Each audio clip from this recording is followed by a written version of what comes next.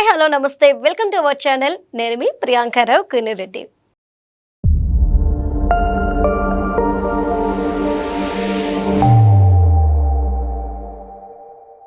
ప్రభాస్ గారు ఎప్పుడు ఏదో ఒక విషయంతో వార్తల్లో ఉంటారు. అంటే ఆయన మూవీస్కి సంబంధించి అయితే ఓకే, అది సెకండరీ. బట్ ఆయన చేయని పనులు కూడా చేస్తున్నట్టు కొంతమంది క్రియేట్ చేస్తూ ఒక విధమైన హైప్ని తీసుకొస్తున్నారు. సో ఎలా చూడాలి, అసలు ఎందుకు ప్రభాస్ గారికి సంబంధించి ఇలాంటి టాక్ వస్తుంది? ఈరోజు దీని గురించి మనతో మాట్లాడడానికి సినీ క్రిటిక్ జగదేవ్ గారు ఉన్నారు. ఆయనతో మాట్లాడదాం. నమస్కారం సార్. నమస్తే. ఎలా ఉన్నారు? బాగున్నాను సార్, ప్రభాస్ గారికి సంబంధించి ఎప్పుడు మనం వింటాం పెళ్లి గురించి, బట్ ఇది ఎక్స్ట్రీమ్ అనమాట. ఆయన ఒక అన్నసత్రం నిర్వహిస్తున్నారు అని, పాపం ఆయన అంతటా ఆయన ఇలాంటిది ఏం లేదురా బాబు అని చెప్పుకోవాల్సిన సిచ్యువేషన్ కి ఫ్యాన్స్ తీసుకెళ్లిపోయారు. సెకండ్ వచ్చేసి ఒక హాస్పిటల్ రన్ చేస్తున్నారు, అందరికీ ఫ్రీ ట్రీట్మెంట్ అన్నారు, అది కూడా ఒక ఫేక్ న్యూస్. ఇప్పుడు ఏంటి అంటే వార్ వస్తుంది, ఆర్మీ వాళ్ళకి బుల్లెట్ ప్రూఫ్ జాకెట్ ఎంతమంది ఉంటే అంతమందికి కూడా ఈయన డొనేట్ చేస్తానన్నారు ప్రభాస్ గారు. చాలా పెద్ద మనసు అని చెప్పేసి అంటున్నారు. ఆల్రెడీ మన ఆర్మీకి సరిపడా బుల్లెట్ ప్రూఫ్ జాకెట్స్ ఉన్నాయి. ఎందుకు ప్రతిసారి ప్రభాస్ గారి గురించి ఇలాంటి న్యూస్ వస్తుంది? ఎందుకు ఫేక్ న్యూస్ ని ఎక్కువ ఆయన పేరుతో స్ప్రెడ్ చేస్తారు? ఆయన పేరనే కాదు, జనరల్ గా ఇండస్ట్రీలో ఇప్పుడున్న హీరోస్ చాలా మంది వివాదాలకి అతీతులుగానే ఉంటారు, ఎక్కువగా దీంట్లో ఇన్వాల్వ్ అవ్వరు. సో అట్లాంటి వాళ్ళలో ప్రభాస్, రామ్ చరణ్, మహేష్ బాబు వీళ్ళందరూ కూడా ఉన్నారు. వాళ్ళందరూ మీరు అన్నట్టుగా ఈ హాస్పిటల్ చేయాల్సింది, లేదా హాస్పిటాలిటీ చూపించాల్సిన టైంలో చూపించడం, లేదంటే పేదలకు అన్నదానం చేయడం, లేదంటే వరదలు వచ్చినప్పుడు అనౌన్స్ చేయడం, అవన్నీ రెగ్యులర్ గా చేసేవే చేస్తూ ఉంటారు. పైగా గుప్తదానాలు అనొచ్చేమో, బట్ మన మీడియా వాళ్ళు, మన మీడియా మిత్రులు కొంచెం అత్యుత్సాహంతో అట్లా వాళ్ళని పేరు తీసుకొచ్చి చెప్తూ ఉంటారు. అంటే అది కూడా ఒక విధంగా మంచిదే. అలా చెప్పడం వల్ల ఏమవుతుందంటే ఇన్స్పైర్ గా, ఓహో ప్రభాస్ లా అంటాడు, ₹1,00,00,000 ఇచ్చాడంటే మనం కనీసం మన వంతు ₹1,00,000 ఇద్దాం ఇవ్వాలి అని ఎవడ ఇన్స్పైర్ అవుతారని చెప్తా ఉంటారు. అయితే ఎప్పుడైనా సరే దాన్నే ఉంటారు, బెల్లం ఉన్నప్పుడు ఏగలు ముసురుతాయి అన్నట్టు, ఎవరికైతే ఎక్కువ ఇమేజ్ ఉంటుందో వాళ్ళకి దానికి రెట్టింపు సంఖ్యలో విమర్శకులు కూడా ఉంటారు. ఎందుకు విమర్శకులు ఉంటారంటే, ప్రభాస్ ని ఇండస్ట్రీలో అందరూ ముద్దుగా డార్లింగ్ అంటారు, ఆయన ఎవరిని సంబోధించినా కూడా డార్లింగే అని అంటారు. సో అటువంటి ప్రభాస్ కి ఆల్మోస్ట్ ఆల్ మనం రజనీకాంత్ గారితోనే పోల్చాలేము. ఎందుకంటే రజనీకాంత్ గారు కూడా బయట చాలా సింపుల్ గా ఉంటాడు, అంటే డీ గ్లామరైజ్డ్ గా, నేటివిటీకి చాలా దగ్గరగా, అసలు మేకప్ ఏమి ఉండదు, ఒక ఆర్భాటం ఉండదు, ఒక మంచి కాస్ట్యూమ్ వేసుకోవాలి రిచ్ గా, అది ఏమి ఉండదు. ఆయన వాకింగ్ స్టైల్లో రిచ్నెస్ ఉంటుందేమో తప్ప ఆయన నడవడికలో కానీ నడతలో కానీ ఎక్కడ కనపడదు. సేమ్ ఈయన కూడా అదే. రజనీకాంత్ కూడా చాలా విమర్శలు ఉన్నాయి, ఏంటి పెద్దగా బయట మంచోడ్లాగా యాక్ట్ చేస్తాడా అనే స్థాయిలో రజనీకాంత్ కూడా విమర్శలు ఉండేవి. అంతెందుకు జగపతి బాబు గారు కూడా ఒక సందర్భంలో ఆయనతో కథానాయకుడు సినిమా చేశారు, బిల్లు బార్బర్, దాని రీమేక్ చేసినప్పుడు అప్పుడు దగ్గరగా చూశాడంట. ఆయన చూసినప్పుడు అరే రజనీకాంత్ గారు చెప్తే ఆయన కొద్దిగా బయట యాక్ట్ చేస్తాడేమో అని అనుకున్నాడంట. కానీ ఆయన ఆఫ్ ద స్క్రీన్ ఎంత ఇదిగా ఉంటాడంటే, ఏమీ లేకపోతే ధ్యానము, లేదంటే మంచి విషయాలు, భగవంతుడు ఆధ్యాత్మిక విషయాలు మాట్లాడడం తప్ప వేరే డిస్కస్ చేయడంట. సో అట్లాంటి రజనీకాంత్ గారికి ఎలాగైతే విమర్శ వచ్చాయి, ప్రభాస్ గారికి కూడా ఆయన జనరల్గా ఏమీ పట్టించుకోవడం. మీరు అన్నారే పెళ్లి గురించి రూమర్స్ వచ్చాయి, ఒకానొక టైంలో షర్మిలా గారు కూడా బదనాం చేస్తూ ఇద్దరికి కొన్ని వచ్చాయి. ఆ తరువాత మీరు అన్నట్టు ఇట్లాగే పెళ్లి చేసుకోవట్లేదంటే అనుష్క గారితోనని, కృతి సనన్తో అని కొన్నాళ్ళు. ఈవెన్ అన్స్టాపబుల్ ప్రోగ్రామ్ లో కూడా బాలయ్య గారు డైరెక్ట్ గా అడిగేశారు కూడా ఏంటి ఇదని. అలాగే చరణ్ గారికి ఫోన్ చేసి కూడా బాలయ్య గారు మాట్లాడినప్పుడు కూడా, అరే చరణ్ చూడరా, సరిగా మాట్లాడరా అన్నట్టు కూడా ఈయన అన్నాడు. అంటే ఈయన ఎంతసేపు కుటుంబము తప్పితే సినిమాలు, ఫ్రెండ్స్ అంతే, వేరే ధ్యాస ఉండదు, ఎవరిని పట్టించుకోడు. ఆయన చేయాల్సిన చారిటబుల్ అని ఆయన పిఏ గానీ, ఆయన ఎందుకంటే వాళ్ళ పెద్దనాన్నగారు పెద్ద producer, super star, rebel star గారు, దివంగత రెబల్ స్టార్ గారు. సో ప్రభాస్ గారు ఫాదరు ప్రొడ్యూసర్ సూర్యనారాయణ రాజు గారు. అంతకు ముందు కృష్ణరాజు గారు వాళ్ళ తాతగారే పెద్దరాడి టైప్ అంట వాళ్ళ ఊర్లో, ఆ సరౌండింగ్స్ మొగల్తూరు అనుకుంటా. సో అట్లాంటి ఫ్యామిలీ నుంచి వచ్చిన వాళ్ళు బై బర్త్ గోల్డెన్ స్పూనే.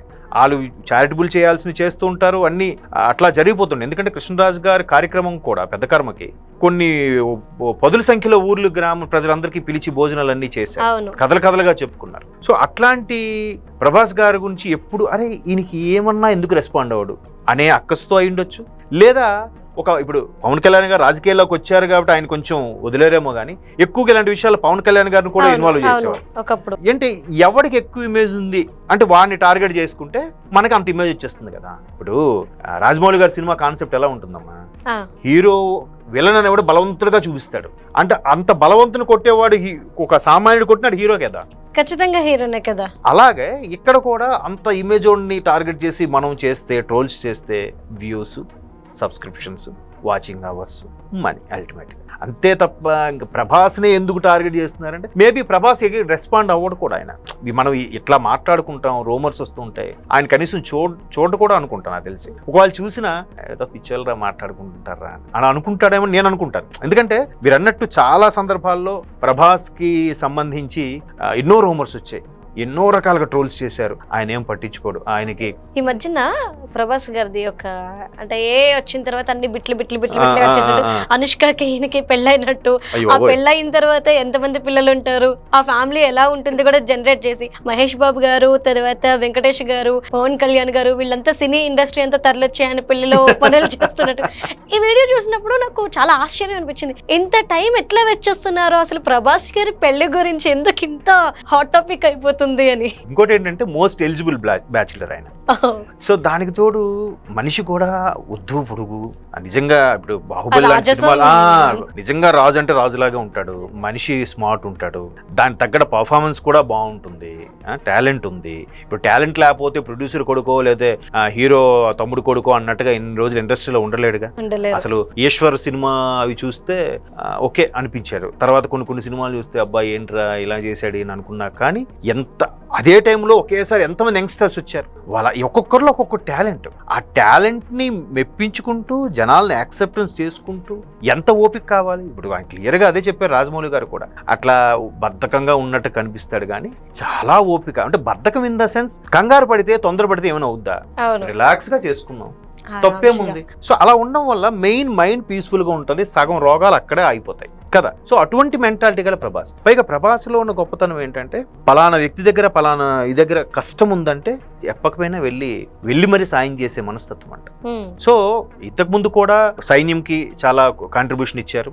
బాహుబలి టైంలో అప్పుడు కూడా మోదీ గారు ఉన్న టైంలో అప్పుడు కృష్ణరాజు గారు ఉన్నారు, కృష్ణరాజు గారు కూడా ఎక్స్ సెంట్రల్ మినిస్టర్ గా చేశారు బీజేపీ దగ్గర. కాబట్టి కృష్ణరాజు గారు ప్రభాస్ గారు వెళ్ళి బాహుబలి సినిమా ఆయనకి చూపించడానికి వెళ్తే ఆయన పిలిపించి మెచ్చుకున్నారంట. అప్పుడు కూడా సైన్యానికి కొంత కాంట్రిబ్యూట్ చేసి వచ్చారు. అంటే ఎవరికి చెప్పలే, అది పేపర్లో యాడ్ వేసుకొని మేము ఎట్లా చేసామని. అలాంటి ప్రభాస్కి ఆల్రెడీ ఆ ఇమేజ్ ఉంది కాబట్టి సో అట్లాంటి వాడిని టార్గెట్ చేసుకుంటే బెటర్. పైగా మ్యారేజ్ అవ్వలేదు అంటే జనరల్గా మీరు చూడండి సోషల్ మీడియాలో కానీ ఎక్కడికైనా ఈ రోజుకి కూడా హైయెస్ట్ జోక్స్ పేలేది మ్యారేజ్ మీదే. నెక్స్ట్ భార్య ఇష్యూస్ మీద, సెకండ్ ప్లేస్ భార్యలు ఉంటుంది, ఫస్ట్ ప్లేస్ మ్యారేజ్ ఉంటుంది. సో మోస్ట్ ఎలిజిబుల్ బ్యాచులర్ కాబట్టి ఇంకా ప్రతి ఒక్కరు అతన్ని టార్గెట్ చేసి కామెడీగా చేస్తారు. ఈవెన్ బాలయ్య గారు కూడా అన్స్టాపుల్ అడిగినప్పుడు కూడా సార్ నన్ను అడుగుతారేంటి సార్, నాకన్నా సీనియర్ సల్మాన్ ఖాన్ అడగండి అన్నాడు. అంటే ఏదో తప్పించుకునే ధోరణి కాకుండా సరదాగా ఒక కాన్వర్జేషన్ అని. సో అట్లాంటి డార్లింగ్ మీద ఇట్లాంటి రూమర్స్ రావడానికి కారణం కేవలం ఇమేజ్. అదే చెప్తున్నాను కదా, ఎవరికైతే ఎక్కువ ఇమేజ్ ఉంటుందో అంతకు రెట్టింపు సంఖ్యలో విమర్శకులు కూడా ఉంటారు. అంటే ఆ పేరు చెప్పుకొని బతకచ్చు, ఎగ్జాక్ట్లీ, వ్యూస్ వస్తాయి, డబ్బులు వస్తాయి. ఎగ్జాక్ట్లీ. ఎందుకంటే దీనికి పూరి జగన్నాథ్ గారు ఒక బెస్ట్ ఎగ్జాంపుల్ కూడా చూపించాడు నేనింతే సినిమా. అందులో ముమైత్ ఖాన్ సినిమాలో హీరోయిన్ యాక్ట్ చేశారు. అక్కడ ఒక దగ్గర సుబ్బరాజ్ గారితో ఏదో లవ్ అఫేర్ ఫెయిల్ అయితే సూసైడ్ చేసుకుంటుంది. ఇంకా మీడియా వాళ్ళు రెడీ అయిపోతారు. అక్కడ రెడీ అయిపోతే బయటకు వచ్చి తను మా మీదే మీరు గాసిప్స్ రూమర్స్ అన్ని రాసి బతుకుతున్నారు, ఒక మేమే లేకపోతే మీ బతుకులేంటి అన్నట్టుగా. అంటే అది ఎంత కోడా జలిపించాడు ఆయన ఒక మాటతో. సో ఇక్కడ కూడా ప్రభాస్ లాంటి వాళ్ళ మీద గాసిప్స్ చేసుకొని అలా బతికే వాళ్ళు ఉన్నారు. ఎందుకంటే రీసెంట్ గా కూడా చిరంజీవి గారు జగదేక్ వీడతో సుందరి 30 ఏళ్ళ తర్వాత రిలీజ్ సందర్భంగా మాట్లాడినప్పుడు నిజంగా మహానుభావుడు ఎన్టీఆర్ ఏఎన్ఆర్ వాళ్ళు ఉన్నప్పుడు వాళ్ళు చూసి నేను నేర్చుకున్నాను చెప్తే ఒక మహానుభావుడు తమ్ముళ్ళు ఏం పెట్టాడో తెలుసా, పెద్ద ఎన్టీఆర్ గురించి నిజం కక్కిన చిరంజీవి ఆయన ఎంత తొక్కేశాడో చెప్పిన చిరంజీవి అని చెప్పి తమ్ముళ్ళు పెట్టాడు. అసలు ఆయన అలా మాటేలా ఆడలేదు. అంటే అలా అరే ఎన్టీఆర్ గురించి అలా మాట్లాడా, ఎంత ధైర్యం చిరంజీవి మనం చూస్తాం కదా. అంటే ఆ పెట్టినోడు మళ్ళాంటి వాళ్ళు చూడాలని కక్కుర్తి పాపం. అంటే చూడకపోయినా వీడియో తీయకపోయినా అట్లీస్ట్ ఆ తమ్ముళ్ళని చూసినా మనం నెగటివ్ గా రియాక్ట్ అయ్యే ఛాన్సెస్ ఎక్కువ ఉన్నాయి. నేలాంటి వాడిని అయితే వీడు ఎవడో కక్కురితోడు వ్యూస్ కోసం పెట్టాడు అనుకుంటాను, కానీ చూడను. ఎందుకంటే చిరంజీవి ఎలాంటి వ్యక్తో తెలుసు. ఎందుకంటే ఆయన ఎక్కడ టంగ్ స్లిప్ అవడు, దొరకడు. ఆయన పద్మవ్యూహంలో ఇరుక్కున్నా కూడా ఎక్కడ కోపం తెచ్చుకోడు, అదే చిన్న స్మైల్తో చేస్తాడు. అది చాలా కష్టం, స్థితప్రజ్ఞత అంటారు దాన్ని. అలా ఉండడం కష్టం. కాబట్టి ఈ థంబ్నైల్స్ ఇవన్నీ పెట్టే వాళ్ళు కూడా ఈ ప్రభాస్ గారి గురించి మాట్లాడినా, కానీ చిరంజీవి గారి గురించి మాట్లాడినా, పవన్ కళ్యాణ్ గారి గురించి మాట్లాడినా కేవలం వ్యూస్ కోసం, డబ్బుల కోసం. Okay, right. Thank you so much. Thank you.